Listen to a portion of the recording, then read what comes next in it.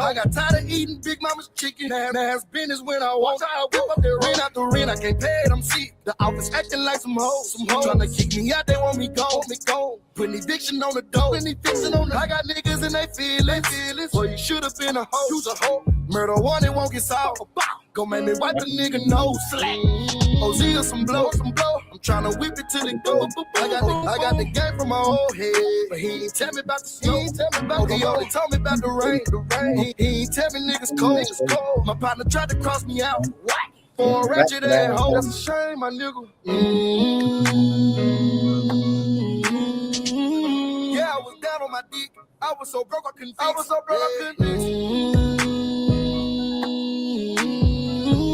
Nothing that hoe and shit, and niggas acting like bitches. It's been a long time coming,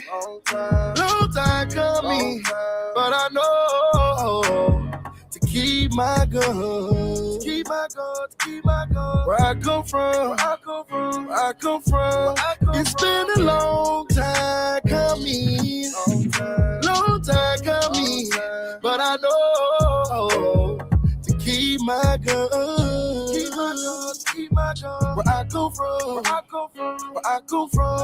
I stood in the field with that 30 little nigga. My fingers get you for the fed. Remember when niggas ain't like that? Then they treat me like a legend. They say I'm preaching like the red. A nigga sneak me, it get dead. I bring demons to his sex. The desert eagle leave them headless. I talk that shit that niggas wanna hear. I live a life of niggas in the field. I bought a chopper, keep it at the crib. Catch a nigga lacking off of me, get killed. How do I Mercedes for you, y'all the real? Bitches tryna rape me, wanna have my kid. Baby daddy hate me, say that he gon' tell it. He jumped in that water, don't know how to swim. I'm still the same nigga used to be on that block. But it's been a little minute, they ain't seen him in the spot. Little bitty bitches tryna fuck on me now. No more hanging out the window when I pull up in this drop. No more noodles for the house, fettuccine in the trap. It was barbecue wing, now we eating at the time. Partner hating for no reason, he was sleeping on my couch. Fake love, I don't need it, you can keep it, that's a fact.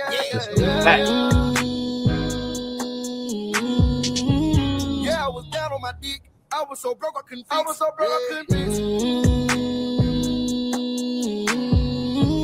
Nothing that hoe and shit, and niggas acting like bitches. It's been a long time coming, but I know to keep my guns, Where I come from, It's been a long time coming, but I know to keep my guns, Where I come from, Never leave the house without my strap. I'ma keep that. Niggas talking flat behind my back. We gon' sweep that. Yeah. You gotta feel my pain. Yeah.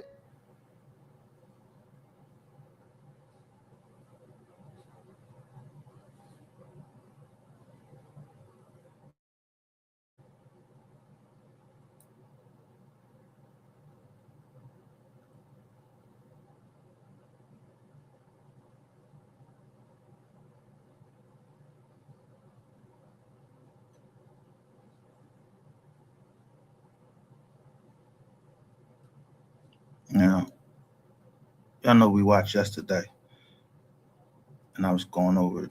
I think I went over some of Dan Calloway.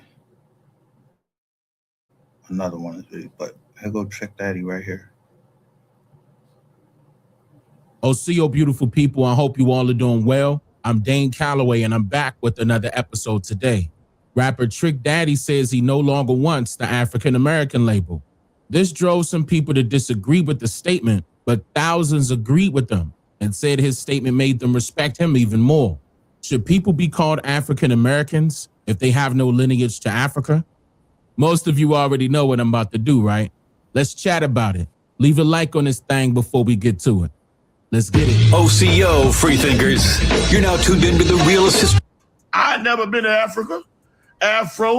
Labeled as African American. Miami, Florida, took to his social media to explain why he doesn't want to be labeled as African American. I'm trying to figure out how Afro get in front of my motherfucking race. I ain't never been to Afro color. I never been to Africa. Afro or Africa. Never been there. I'm not from Africa. I'm born and raised in Goose, Florida. I'm born in Goose, raised in Liberty City in the Poker Bean Project. I ain't never went to Africa, ain't thinking about going there. And I heard it's a beautiful place. Yeah. And I know it's the motherland, yes. But not my mother, not her mother, and not her mother's mother. That ain't their land. American real true land is right here in the U.S. soils. Many so-called Black Americans are speaking up year after year about this issue of being labeled something that they are not. Here's comedian Charleston White back in July of this year. And we are not Africans. We are not African. Are you an African, baby? I'm not no African. Nigga, you a lying motherfucker. Nigga talking about we African. You African, nigga. I ain't African. I don't know nobody in my family from Africa. So you a lying motherfucker. I'm talking about we African. Nigga, you. And anybody else talking about we African, I ain't no motherfucking African. Nigga. So back to what I'm saying. Yeah, I don't know where to go in Africa. Nigga talking about we African. Let me go to Africa. And I'm talking about, say, man, I'm an African. No, you ain't. He's from America. He's from America. Yeah, there ain't no mother African. Yeah, I'm Texas. I'm a Texan. A Texas nigga. I ain't no mother African. You can't make me African. Yeah, nigga, I don't look like no African. Yeah, African, black. And African got funny features. They don't look like us. You don't see now nigga in Africa look like me. Come on, I'm up on Africa. Now, we often have this discussion over at my main Dane Calloway channel here on YouTube, where I present publicly verifiable evidence that proves American history was taught to us all in reverse. I've been exposing their lies and presenting the truth to the public for a decade now. I share detailed explanations of their patterns of misinformation that I discovered as an expert in investigative research. One of the topics I expose for what it really is the term African American and how it was designed as an extreme political identifier deriving from the government and its house Negroes to separate the actual indigenous people of this landmass from their motherland, America. This is why you will hear people say that calling yourself African American is political correctness, which is defined as the conformity of prevailing liberal or radical opinion, in particular by carefully avoiding forms of expression or action that are perceived to exclude, marginalize, or insult groups of people who are socially disadvantaged or discriminated against. In other words, the term African American is their political way of being friendly to a group of people that they know have been systematically discriminated against. The issue with this African American term being called politically correct is that it does not reflect the true identity, culture, spirituality, or history of the group of people that they claim not to be marginalizing. That's not even remotely accurate. When they said that 12.5 million Africans were captured from some part of the west coast of Africa and then forcefully relocated to America and sold at auction blocks as slaves to employers looking for cheap laborers, it was a lie. The transatlantic slave trade, also known as the Middle Passage, did not happen as we were told. The anonymous writers of American history purposely leaves holes in the stories about this subject so that students and adults can make them make sense by using their imagination. My wife and I wrote a book about this called It Was Told in Reverse, The Untold Truth About the Transatlantic Slave Trade Story. That's available now on my website, DaneMakeYouThink.com. But wait here, I'll tell you a little secret. Come here. They're afraid to tell you that they lost the wars with the indigenous people, who were the ancestors of the people they are misclassifying as African Americans today. Not to be confused with the Native Americans, those foreigners are a totally different group of people who came from another continent and were given the majority of our identity, history, and culture to cover up the truth for generations. This is why when you ask a so-called native about their family's history, they will begin in the late 1800s, which is when they got here to America, to replace the indigenous people by way of immigration. It's Dane Calloway. It's a battle over land, rights, and enforcing a court order. It's been quite a journey. The conflict centers around the Winnemucca Indian Colony. It's several acres on the south end of Winnemucca. In December, more than a dozen residents who live there were told they had to leave their homes where they've lived for decades. Got my daughter's ashes spread there. So Elena Loya lived in the house where her mother once lived. In fact, generations of her family have been there almost a half century. my great-great-grandmother, Sally Cinnabar, she died on that colony. And her mother died actually in that house I live in. The history of this land dates back to President Woodrow Wilson. He issued an executive order in 1916 allowing federal railroad land to be used for the Winnemucca Indian Colony. It was meant for homeless Paiute and Shoshone Did what?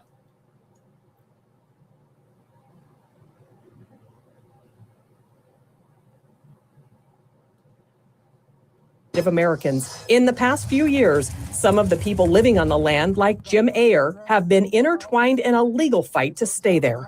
I lived there since 1980, and I'm at least 7 to 10 generations. I could trace my ancestry back to 1894. Okay, you heard him say that he is at least 7 to 10 generations back, which is a lie. But then he also says that he could trace his ancestry back to 1894. Now, you may recall that slavery was allegedly abolished in 1863 or 1865, right? Now, how far I done showed you back on the census? I showed a 17, I don't know if I showed that reconstructed 1790 census with my people on there on one side. I show you my grandmother, Delia Solomon. I show you Gabriel Solomon all the way down.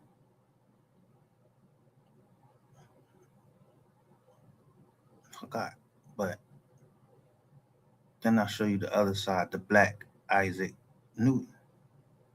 And what it do? Motherfucker got mad, come in here called me a nigga. A nigga. He had the hard G-E-R. Nigger. I want to say this. Ain't nobody come out the motherfucking bushes and say shit to him. So why when somebody come up here and say nigger, I supposed to say something? And they talking to somebody else on my platform and they call somebody a nigger or nigga, whatever. With C's or with the G's.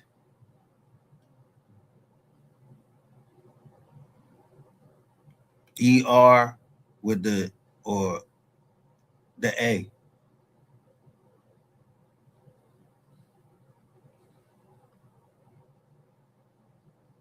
Right? Even the anonymous writers of American history claim that the first so-called Africans arrived in America in 1619. Even though I proved that that story is incorrect for a reason. The year mentioned, 1619, predates the so-called Native Americans' 1894 year, right? It's go Now, time, Slim. suppose that doesn't make you see that the term African American disguises their true identity.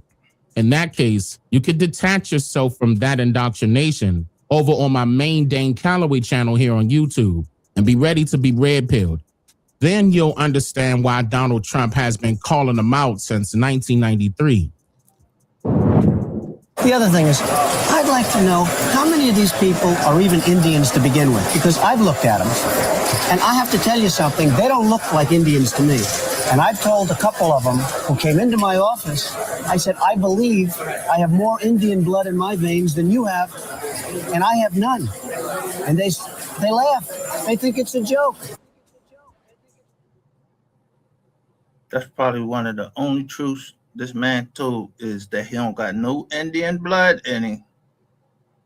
He don't claim to, but he tell a lot of other falsehoods. But at least he tell the truth about that.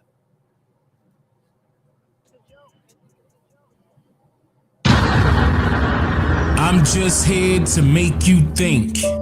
Slow down. Yeah. Sub up, like up.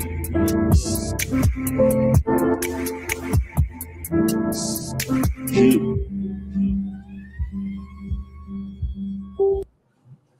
I got a big update for you guys on. I won't even talk about this. I'm not even showing nothing about him. This is a coaching, vulture motherfucker right here. You don't know about our history or nothing, but you over here telling about everything that's happening over here. And I remember you coming down into my fucking chat.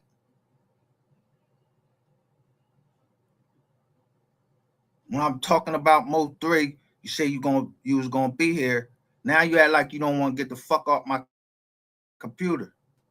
But you keep staying on there. I'm gonna catch your ass. That's one thing, Jack. I don't know if you over in the UK or whatever.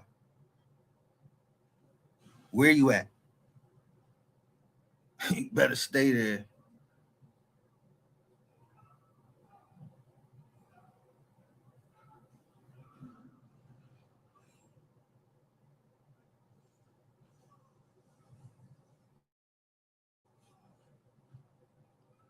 So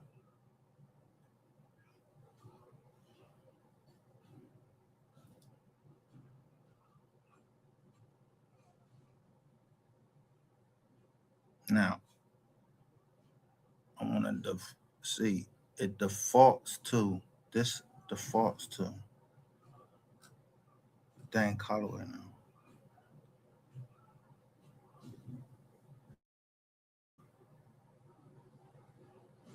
But it defaults to this one. Just enough so that the Negro that occurred from furthered their expertise in disagreements between politicians of the North, or rather the Union, and the politicians of the South, or rather the Confederate States, over the abolishment of slavery. However, the truth is that the Civil War was actually about integrating the free enterprise system with more of the indigenous aboriginals of the American lands, being as though many of our ancestors during this time period were not slaves, but rather indentured servants who were literally sharecroppers that owned farms, banks, and other institutions of business, which in turn allowed both. They own what? Banks.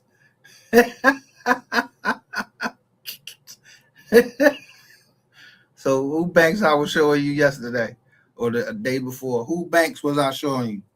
And the name of the banks. Yeah. Where they was at? Georgia.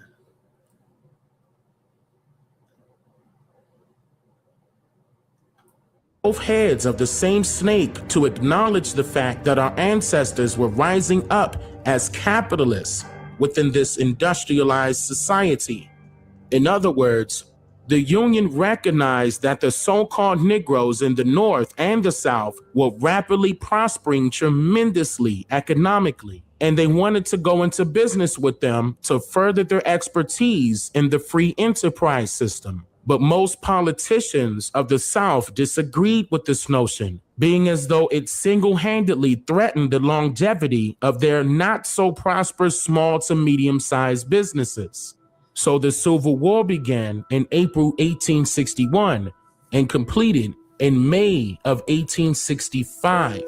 Before the Civil War ended, some very important key factors occurred within this timeline. For example, see, that manipulative lie was told to you as a fear-mongering tactic in order to depict that one race of people are somehow superior to others. Free whites that immigrated to America from Africa and Europe during the early 1800s. Which meant that it was willing to undergird its white peasants from Europe with an economic floor.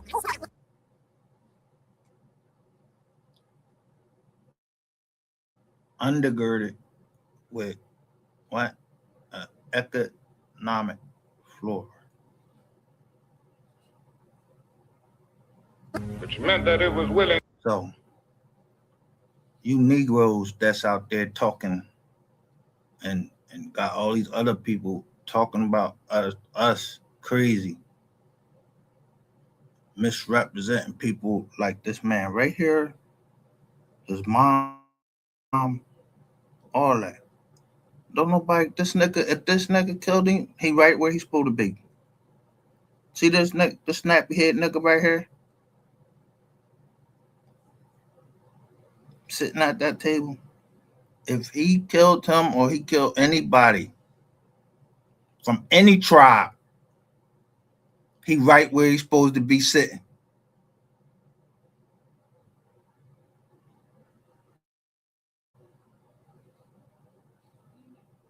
To undergird its white peasants from Europe with an economic floor. The Homestead Act of 1862 granted these white peasants, as King describes, our lands that were stripped. Now, look at Dan Calloway picture.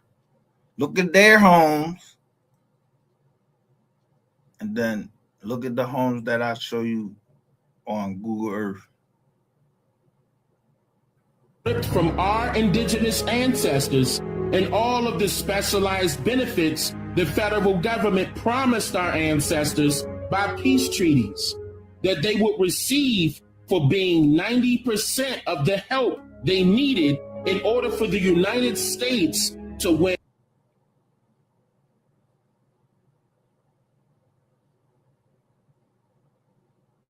In all 61 documented wars that occurred during the 1800s alone.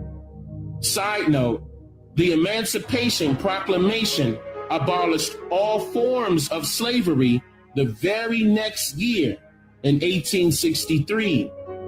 The so-called free Negroes and the so-called freed Negroes, along with the so-called freedmen, were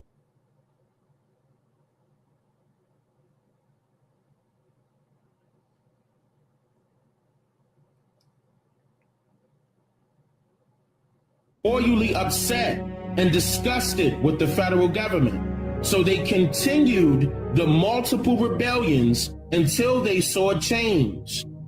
The Homestead Act of 1866 was established by the government that allowed the Negro 40 acres and a mule. But the catch was that the Negro had to buy the land, and the price of the lands were lowered just enough so that the Negro cannot afford it still. This is what King meant by America refused to give the Negro any land. These Homestead Acts gave these foreigners government-funded assistance, where the government hired our ancestors to teach these foreigners how to farm. Now, with government money to teach them how to farm. Because keep in mind, to teach them how to farm. So, what's stopping you from go getting the grant? Teach you how to farm instead of putting up these farm. If that's the life you want to live, you want to eat. It depends on what you want to eat now. Where you want to eat. You want to eat at McDonald's or you want to eat something that you grew? My grandmother grew, I told you, gardens. She grew gardens in Philadelphia.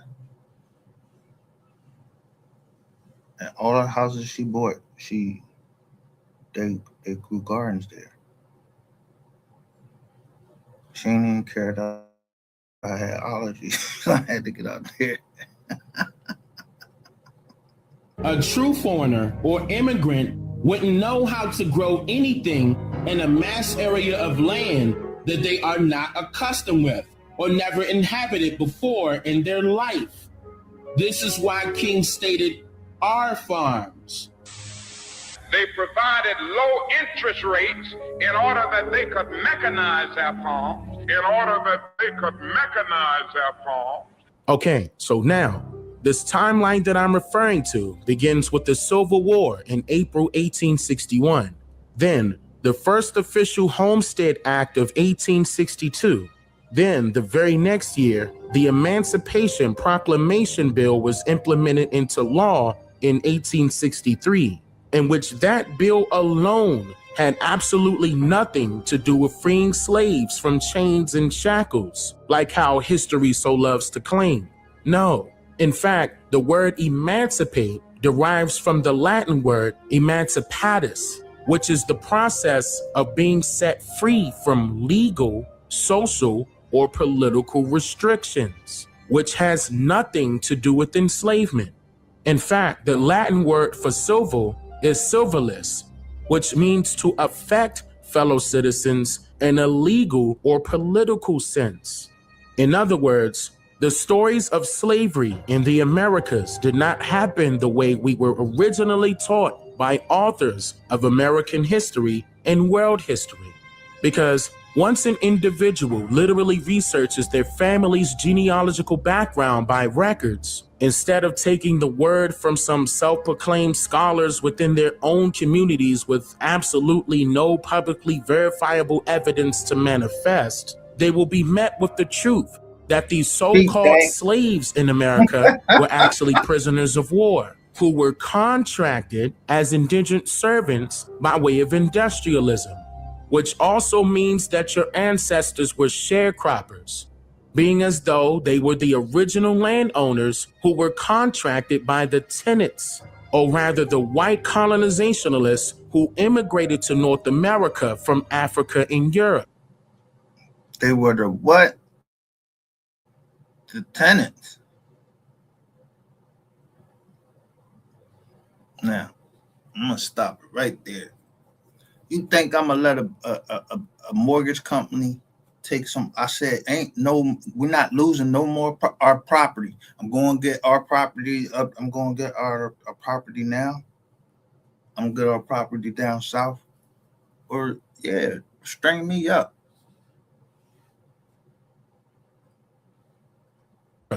In which these tenants were allowed to use the sharecroppers' land by contract or treaty in return for a share of the crops produced on the sharecroppers' very own land. But this deal went bad, obviously due to a particular group of people that had a totally different hidden agenda in mind. The next part of this timeline would be President Abraham Lincoln crafting the 40 acres and a mule Field Action 15 in Savannah, Georgia, for the so-called Negro sharecroppers during the months of January and February in the year of 1865, which should immediately indicate to you that the Lincoln administration was willing to work out multiple other economic deals with the complaining indigenous people of North America who were rebelling and raiding multiple territories. You see anybody out there with some whips on? With whips?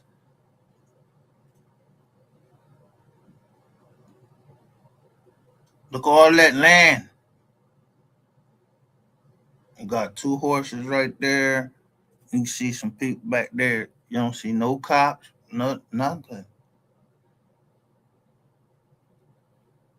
At this time, due to being betrayed and undervalued by both the local and federal and somebody taking a picture. Governments. So the very next month in March of 1865, Lincoln was sure to create federal banks for the so-called freedmen that fought on both sides of the American Civil War.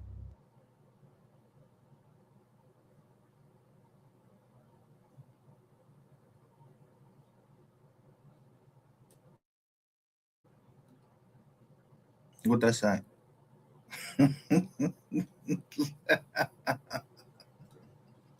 Along with their descendants. These banks are known as the Freedmen's Savings and Trust Banks, or the Freedmen's Banks for short, in which over 72,000 accounts were opened, which led these banks to raise a staggering $52 million at that time. which is equivalent to over $100 billion right now, making it the largest grossing bank in American history at that time. Then, the very next month came, and President Abraham Lincoln was assassinated on April 15, 1865, which forced Frederick Douglass to take over the Freedmen's Banks, using tens of thousands of his own sharecropping money, which was a lot of money at that time due to him being a businessman of color, just like millions of our ancestors were. Then, in the year of 1875, after much demand economically, along with well-respected hard work continued to manifest by way of the indigenous aboriginals of this land, Congress passed the first ever civil rights bill in American history, allowing for the white immigrants to go into business with the indigenous businessmen and women of America. Our ancestors were prospering so well that a surge of newly established businesses and banks were rapidly changing the economy on a daily basis. And it also outnumbered the amount of banks owned and operated by whites. This time was uncommonly known as the beginning stages of the civil rights movement, to a point where businesses owned by people of color went from about 3,000 to nearly 60,000 businesses. And the people of color that owned banks went from about 35 banks to nearly 150 banks nationwide, from the years of 1875 all the way until the year of 1934, according to the FDIC and the Federal Reserve.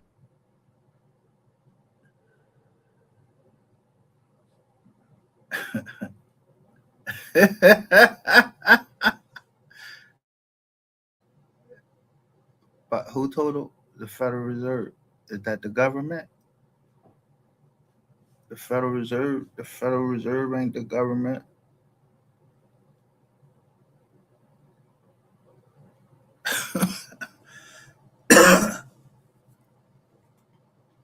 The Federal Reserve is not the Federal Reserve banks. It's not the government.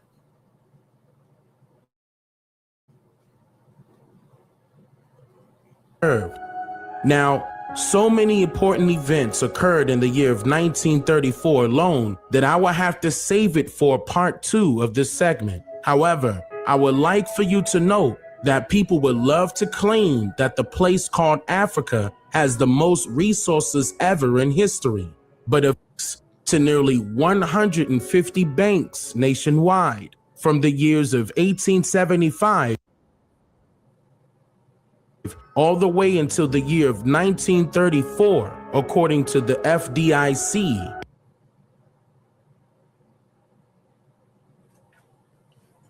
So,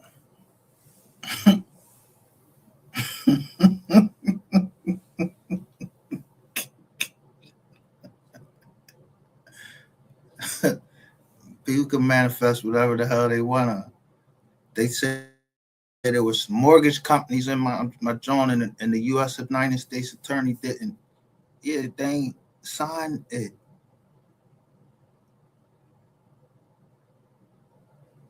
You just went and took that fast money.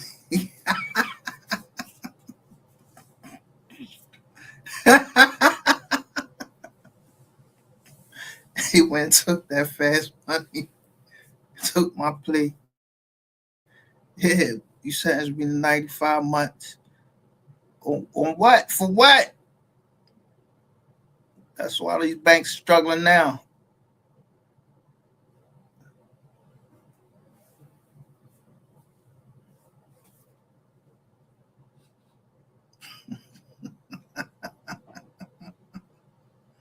And the Federal Reserve.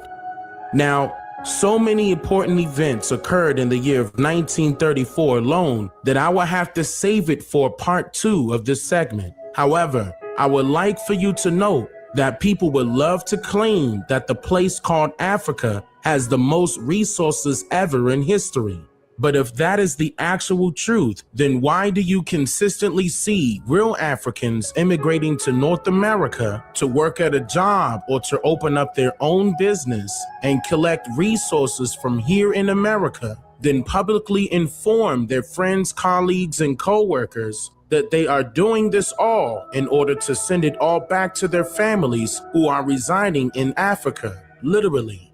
See, the answer to that question is very simple. Because in today's society, the one set group of people who unknowingly accumulates all of the wealth upon this nation that keeps this country running in the first place, but would immediately spread its wealth to everyone under the sun other than themselves, which in turn attracts national and international businesses to their pockets alone, are in fact the so-called African Americans of this country today. Which in turn leads you to now know the truth about why multiple economic records would state every single year that so-called African Americans would make up around 1% of America's wealth overall, purposely telling you the story in reverse in order to hide the truth, making that the real reason why African Americans, or rather the indigenous aboriginals of Turtle Island, are the biggest threat to America's society, but they just don't know it yet. I'm just here to make you think.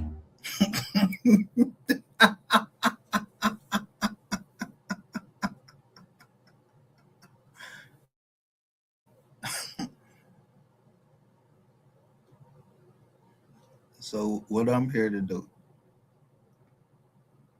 I ain't here.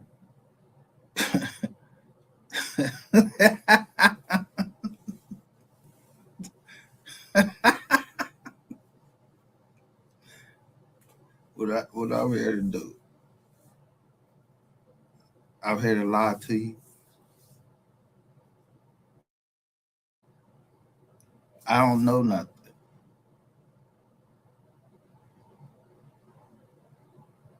You gotta go back in time, just remember shit. You gotta go back in time.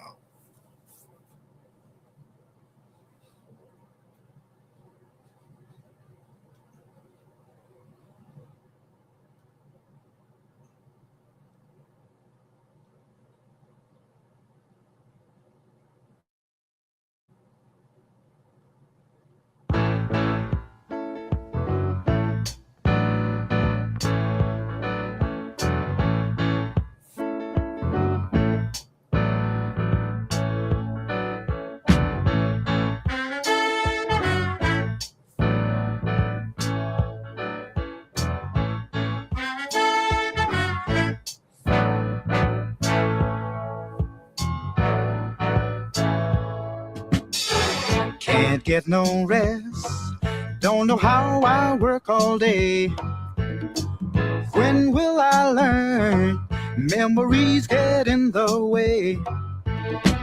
I walk around, I can't hear a sound, folks talking loud, but I don't see at all. I gotta get away, I don't know where. He said, what he said?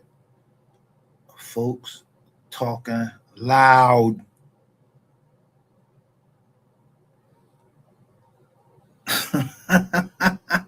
Was they in the military?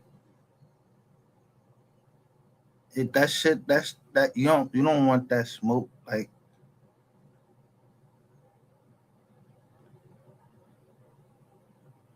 I give you this the internet. We on the internet.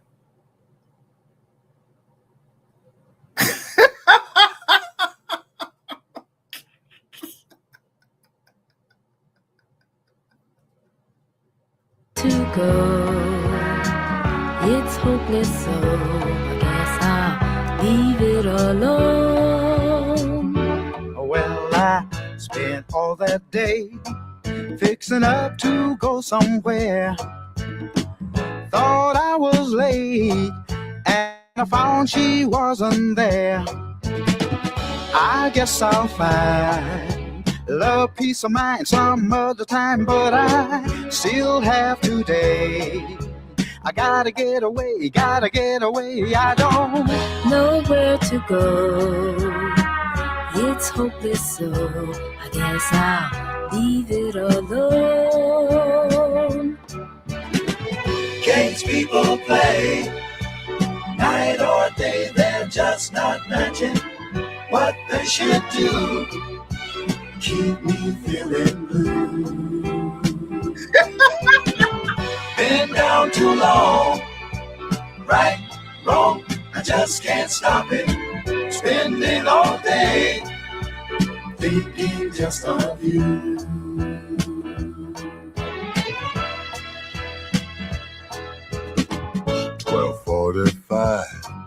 headed for the subway home. Oh, I took my time, 'Cause I felt so all alone. not far away. I heard a funny sound, took a look around, and I Could see her face. smiled as she came, calling out my name. So I know where to go. We'll take it slow. I guess I'll call it a day. Games people play, night or day, they're just not matching what they should do. Keeps me feeling blue. Been down too long, right, wrong, I just can't stop it. Spending all day, thinking just of you.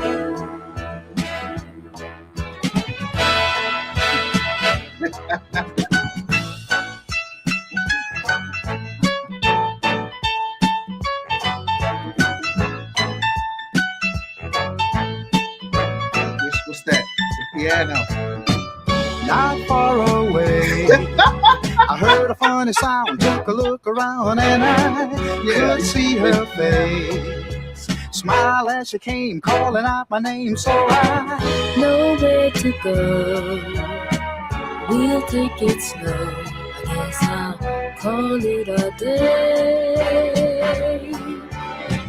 Games people play, night or day, they're just not matching what they should do.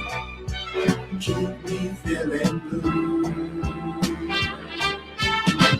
Been down too long, right, wrong, I just can't stop it. Spending all day, thinking just of you. Games people play, night or day, they're just not matching what they should do.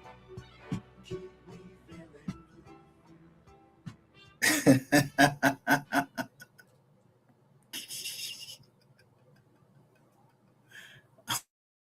Oh no. What should they do?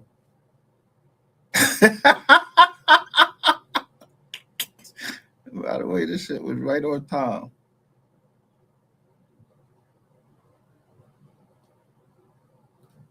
Wow, perfect timing. Who snitched or Trap Boy Freddy? For more exclusive content not featured here on my channel, like my books, films, and more, log on to my website at DaneMakeYouThink.com. Have you ever wondered why sports teams like the Cleveland Indians and the Washington Redskins changed their names and logos recently? Some Americans were taught that these terms were derogatory, but historically, they were not meant to be offensive. This is significant because these terms convey an essential hidden message that the government wanted to prevent newer generations of Americans from passing on. I will provide the answers to this question and more in this video. Let's get it.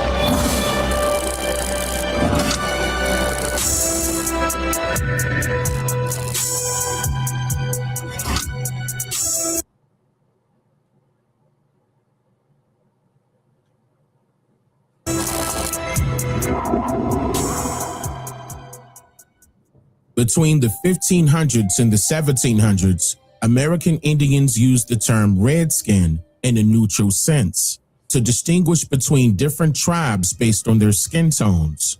While most individuals had dark brown complexions, red skin referred to those with a slightly lighter shade of brown.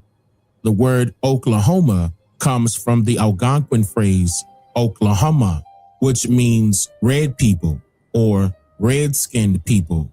While various indigenous groups used this term, it was explicitly associated with the Delaware people who lived in eastern Pennsylvania, New Jersey.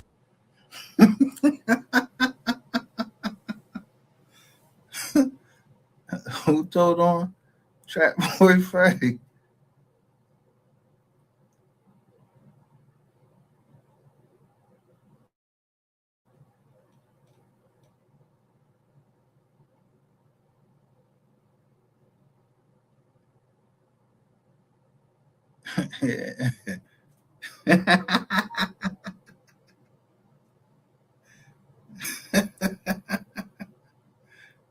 I'll show you.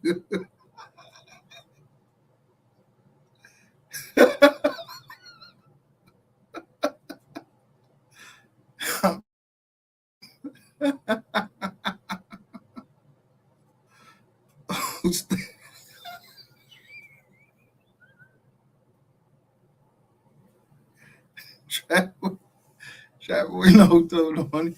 Tell him he should tell the world who snitched on.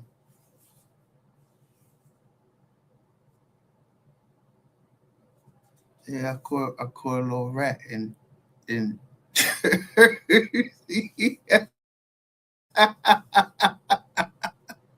They let him go. Tell him.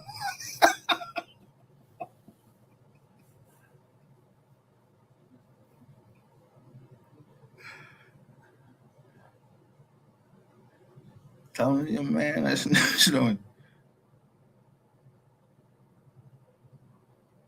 Yeah.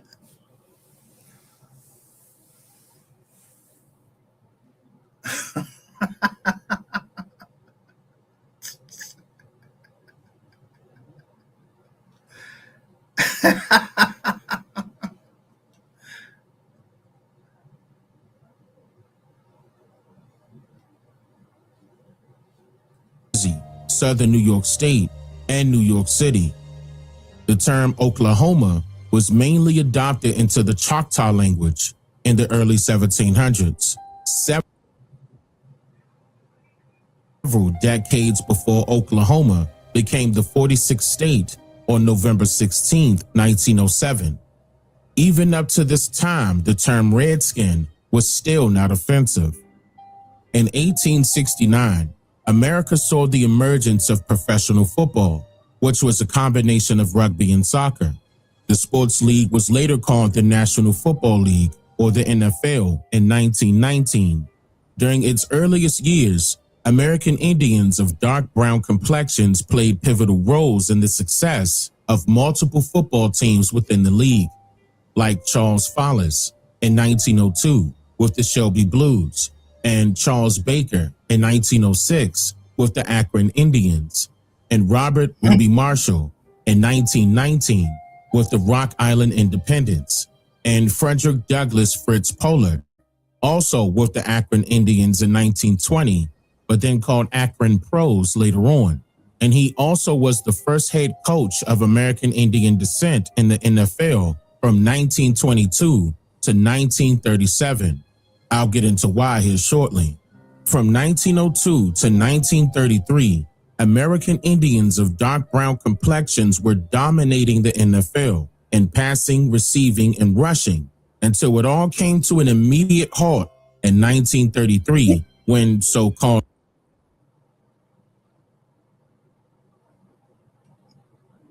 1933, it all of a sudden came to a halt. That's when my grandma was born.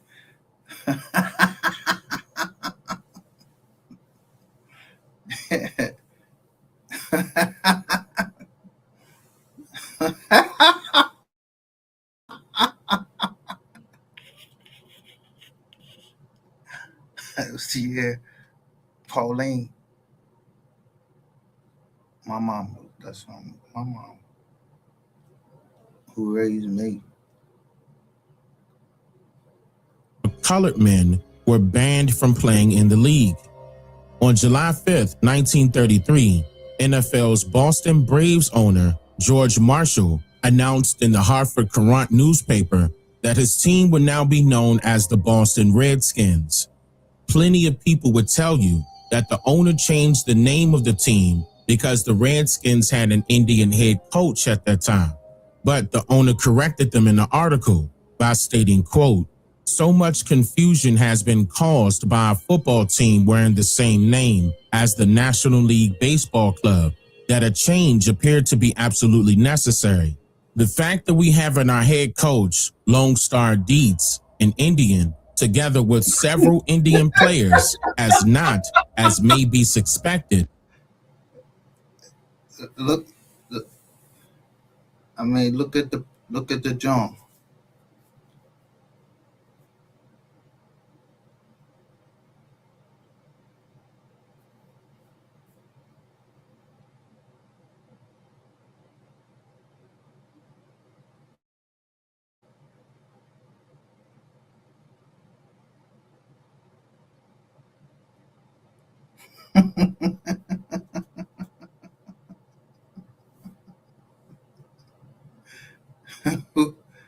Who the fuck is Lone Star Funding? Look.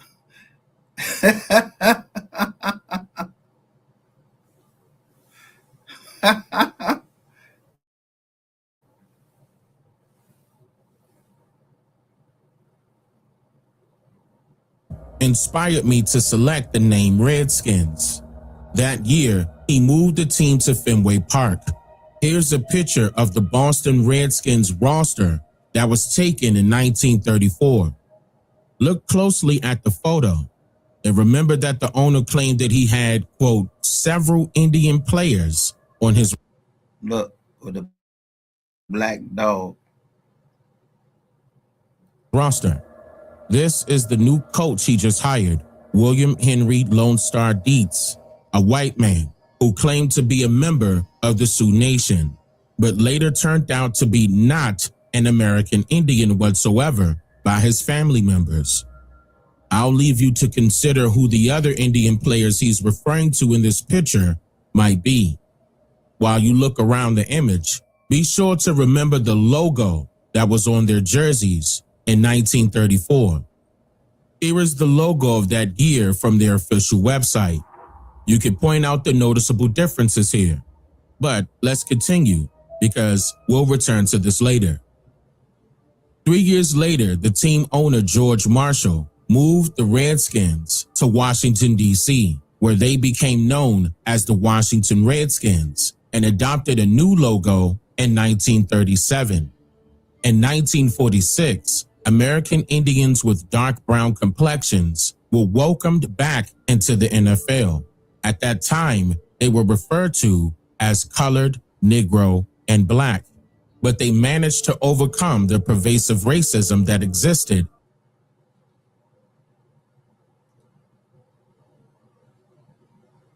Blacks overcoming adversity,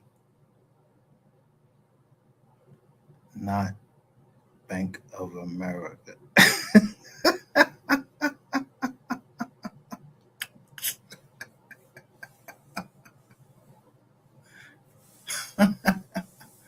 November the 8th.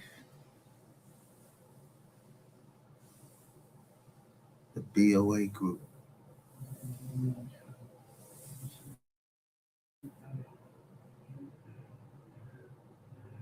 Yeah, I don't know when other people wake up or when they kids wake up, I can't tell nobody nothing.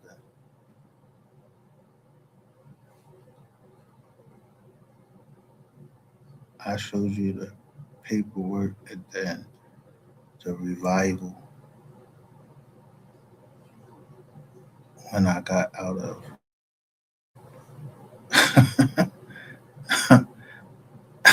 prison, where I shouldn't have been there in the first place that long, but I ain't tripping. I learned that's where I learned that.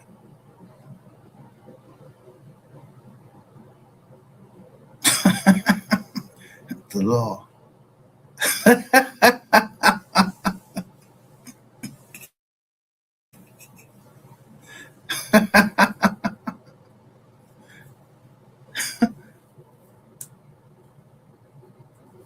Now, when I say it wasn't me, and what call of mine anybody used against anybody that got indicted and your name appear on some paperwork, my name can't appear on somebody's paperwork? Yeah, me, myself, and I.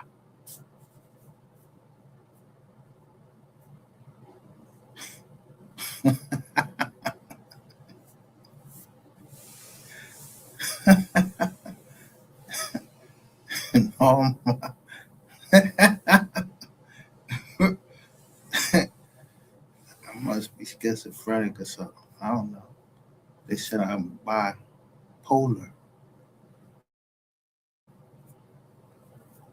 It's a disorder. Yeah, doctor. Yeah, so he give me this stuff. It's called weed. Legally. To smoke.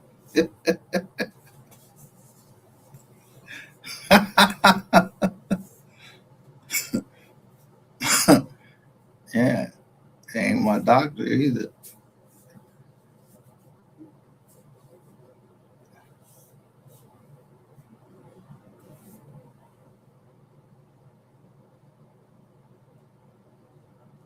While successfully dominating all records across the NFL during that era.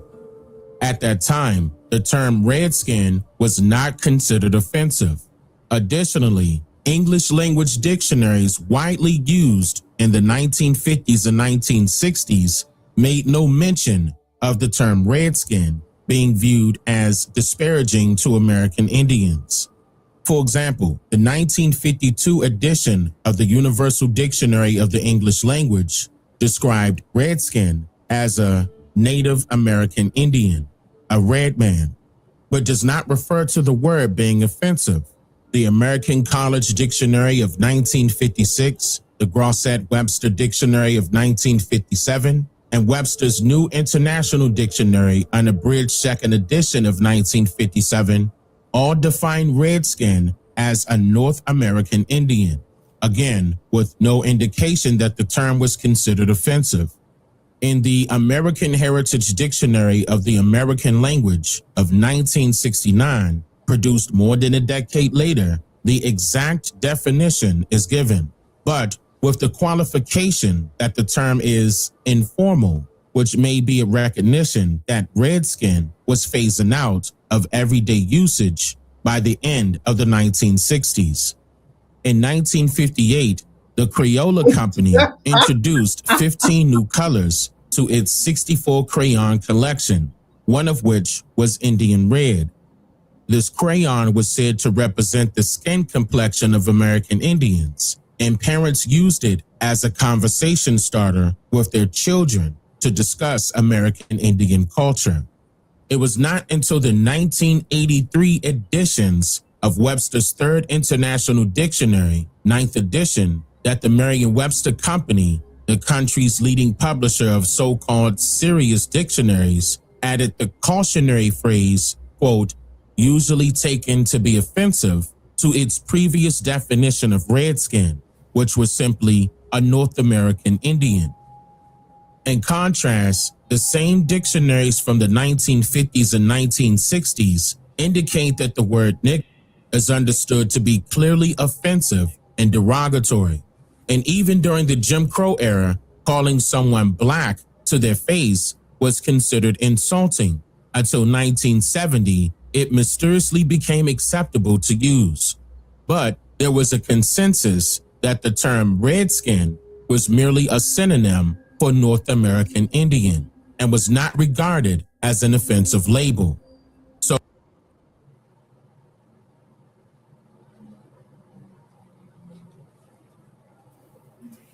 So you heard I'll show you Tanny Robinson.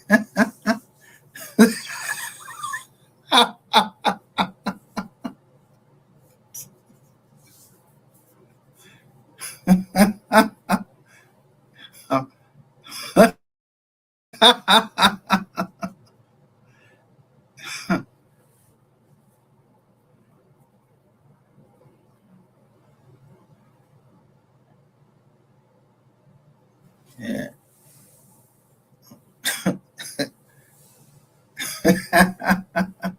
He told on somebody? Nah, not my Uncle Tanny. Or Tanny Newton, none of them. Ray told him Newton, Oliver, Robinson. No family.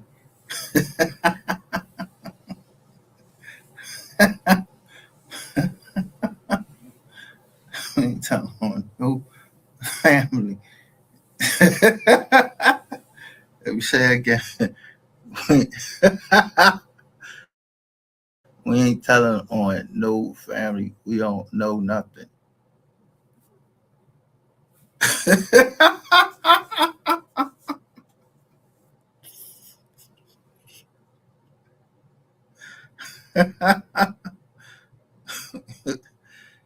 Yeah.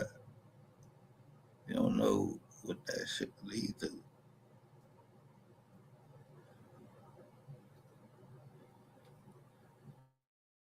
So you just better.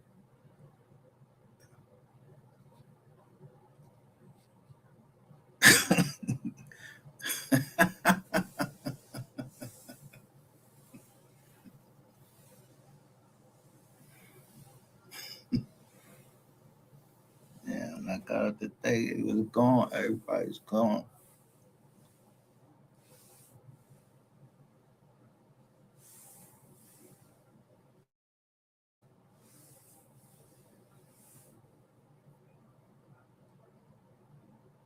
Yeah, from outside.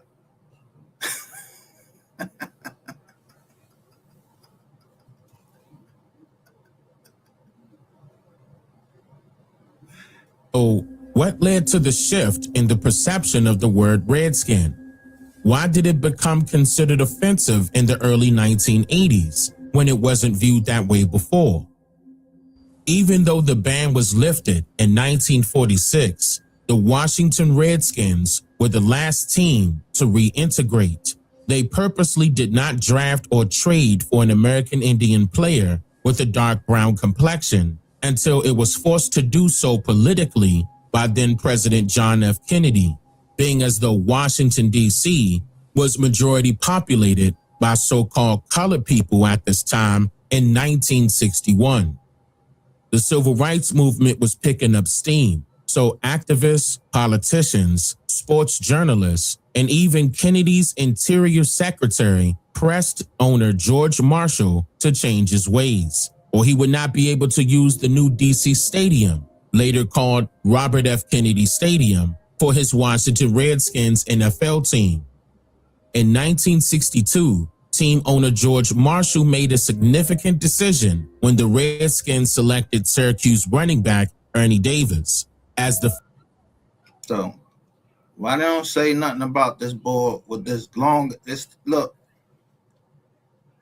at his nose and look at that team owner nose. Look at everybody else that's behind this one man, and look, so he got a patch on his head. What happened?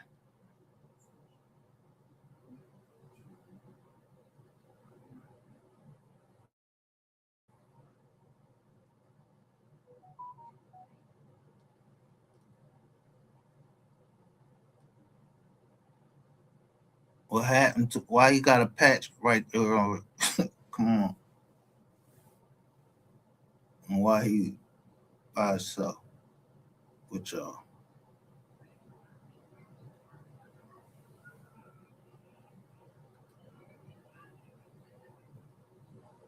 First pick in the draft.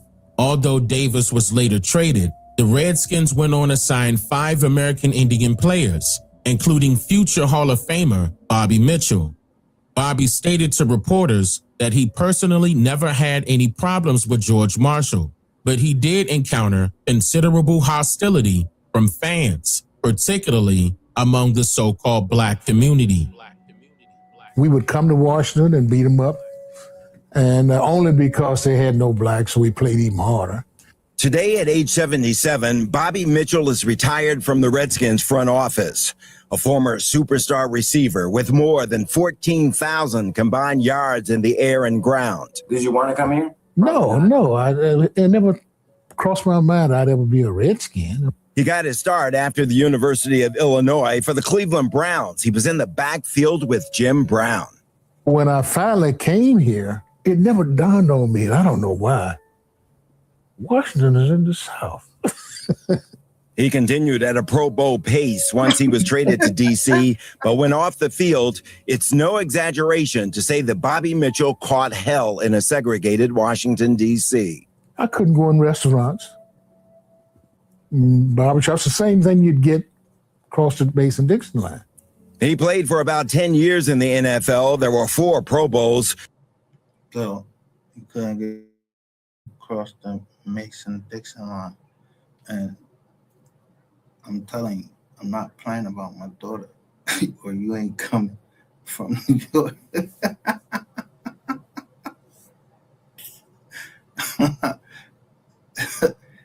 I'm telling you, I'm not playing about my daughters.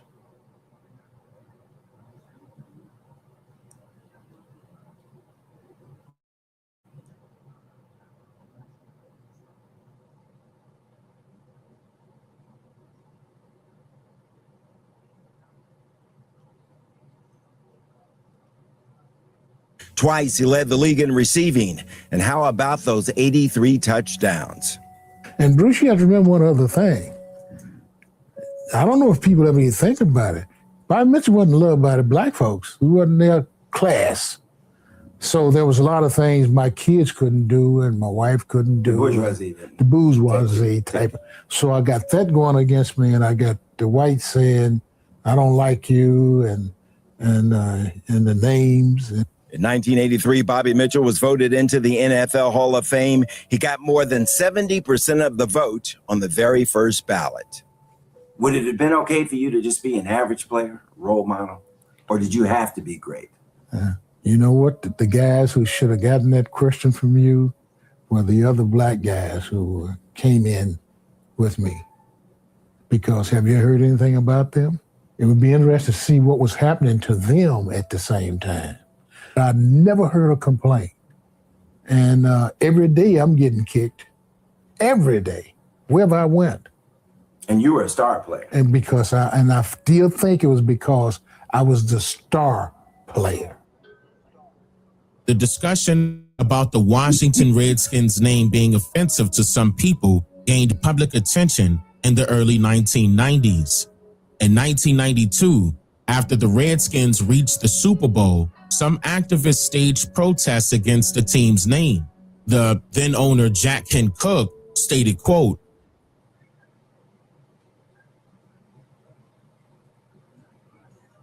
"The name Redskins would not be changed. To me, the name represents pride, courage, adventure, daring do, and bravery."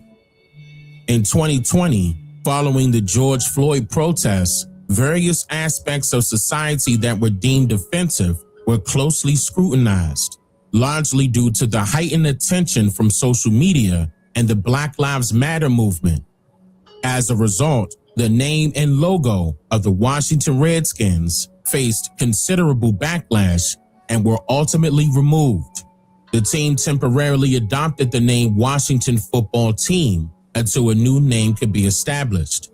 Additionally, the team's owner, Dan Snyder, was already facing criticism for fostering a negative workplace environment and for multiple allegations of sexual.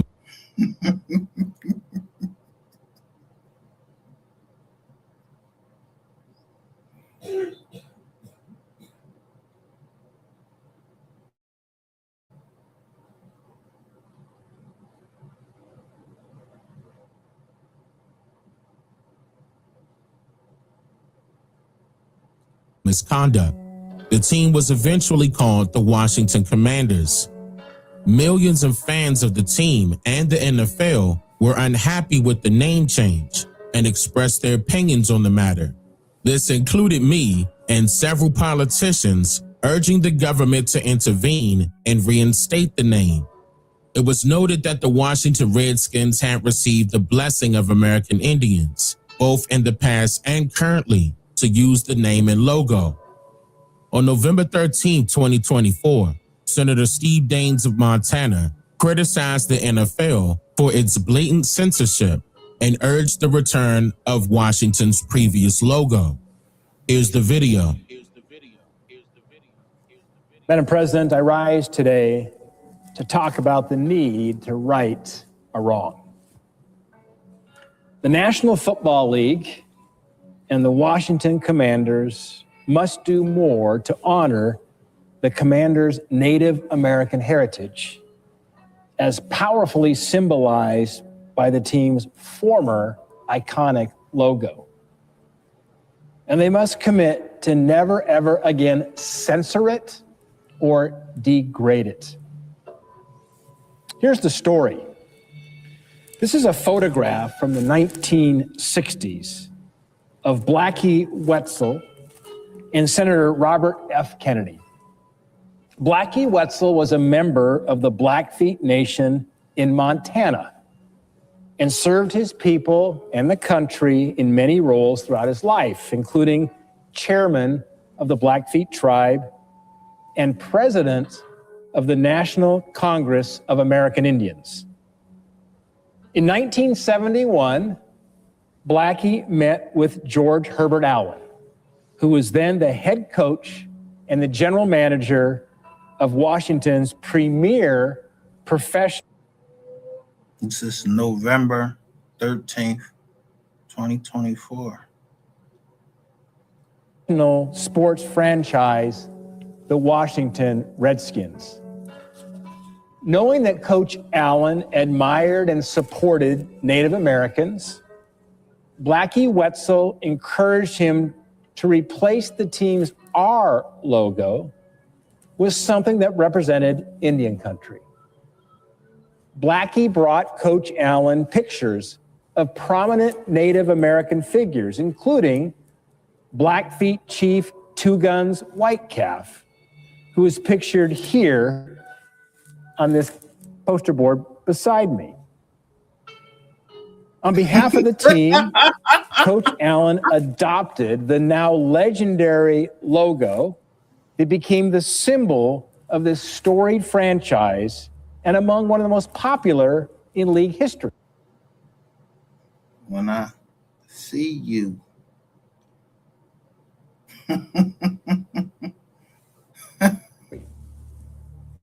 Make no mistake, this logo was inspired, it was envisioned by Blackie Wetzel as a tribute to Native Americans.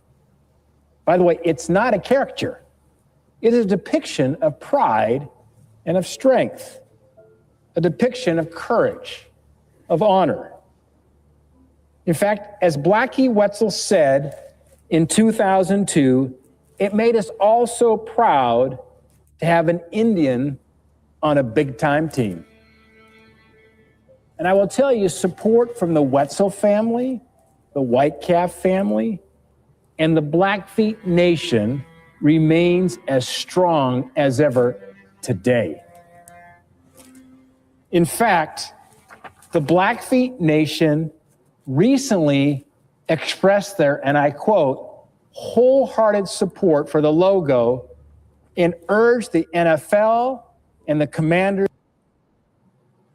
what's her name? Blackie Wetzel. What is it? Wetzel.